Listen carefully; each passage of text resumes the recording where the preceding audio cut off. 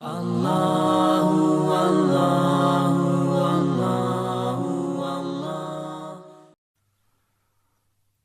المؤمن مکی صورت ہے۔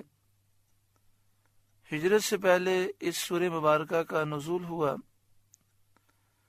قرآن پاک کی ترتیب کے اعتبار سے اس کا نمبر 40 ہے، اور قرآن پاک نازل ہونے کے اعتبار سے اس کا نمبر 60 ہے، 60۔ اس میں 85 آیات ہیں اور 9 رکوع ہیں۔ ایک روایت کے مطابق اس میں 2 آیتیں مدنی ہیں، اور ان 2 آیتوں کے علاوہ پوری سورت مکی ہے۔ یہ 2 آیتیں وہ ہیں جو الذین یجادلون فی آیات اللہ سے شروع ہوتی ہیں۔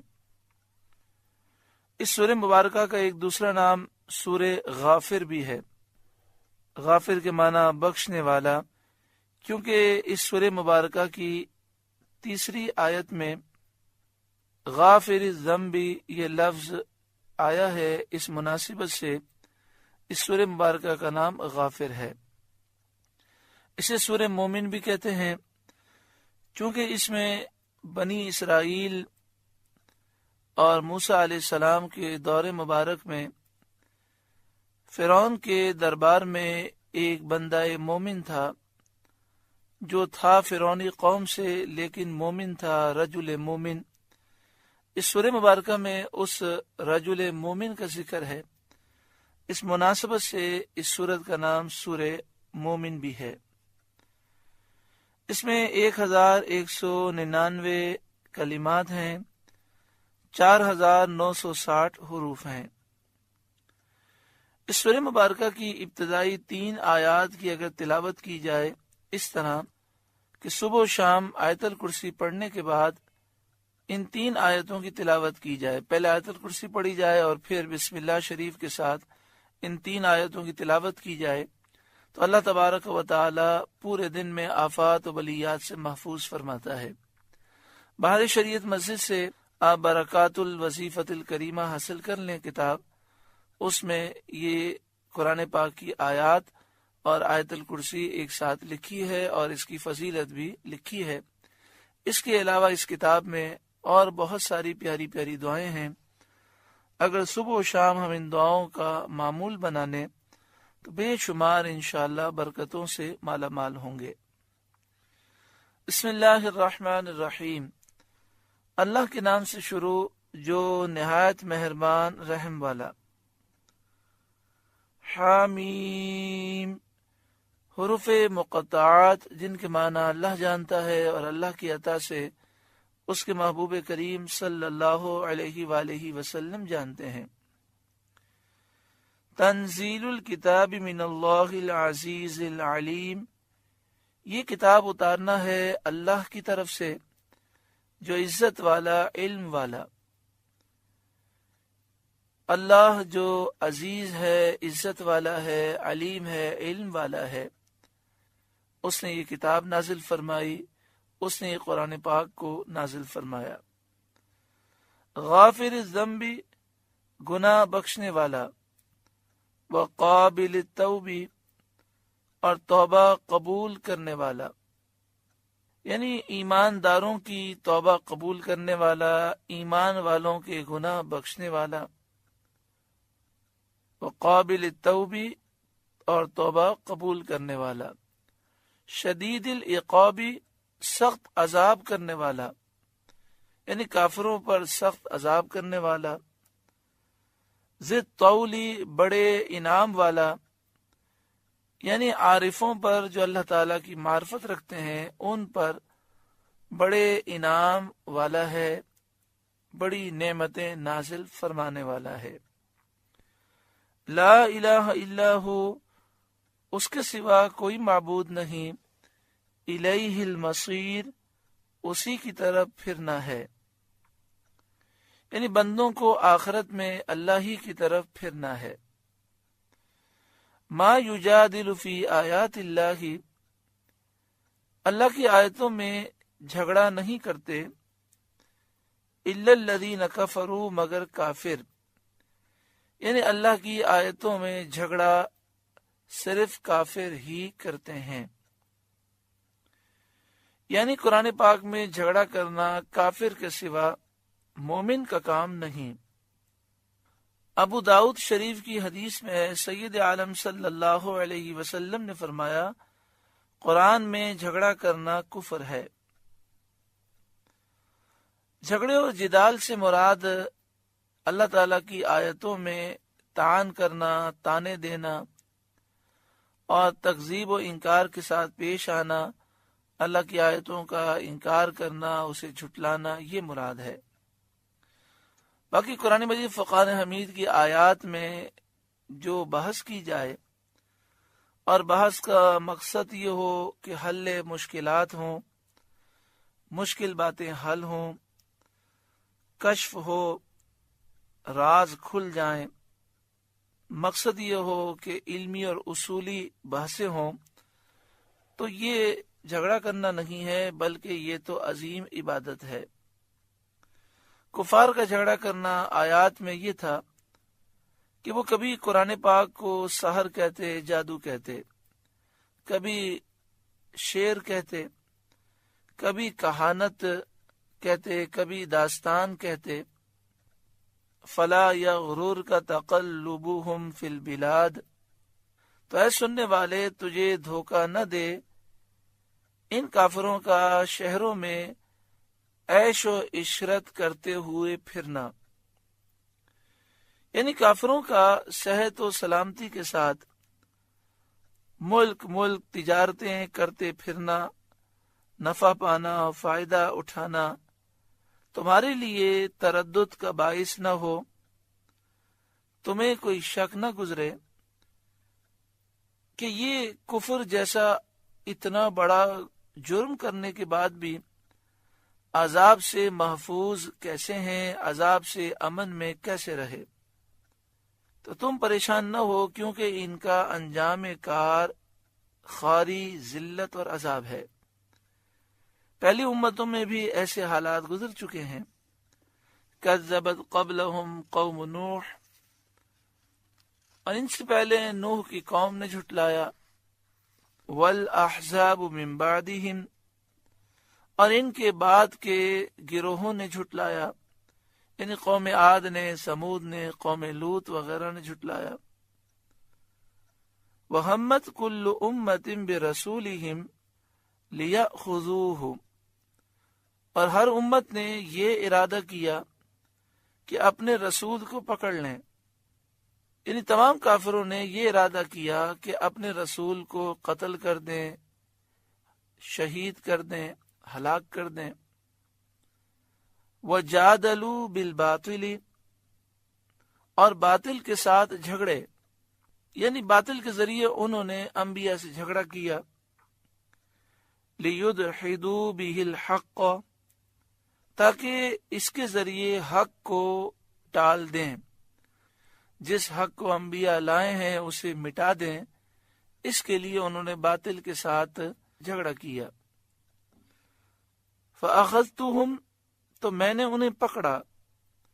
فَكَيْفَ كَانَ عِقَابِ، پھر کیسا ہوا میرا عذاب، کیا ان میں سے کوئی اس عذاب سے بچ سکا؟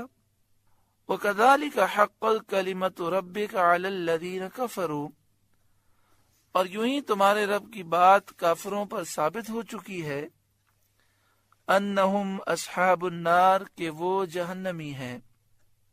الذین یحملون العرش، وہ فرشتے جو عرش اٹھاتے ہیں، ومن حولہ، اور جو فرشتے اس کے ارد گرد ہیں، یسبحون بحمد ربہم، اپنے رب کی تعریف کے ساتھ اس کی پاکی بیان کرتے ہیں، وَيُؤْمِنُونَ بِهِ، اور اس پر ایمان لاتے ہیں۔ یہاں پر الذین یحملون العرش، وہ فرشتے جو عرش اٹھاتے ہیں، اس سے مراد حاملین عرش فرشتے ہیں، جو اصحاب قرب اور ملائکہ میں اشرف اور افضل ہیں۔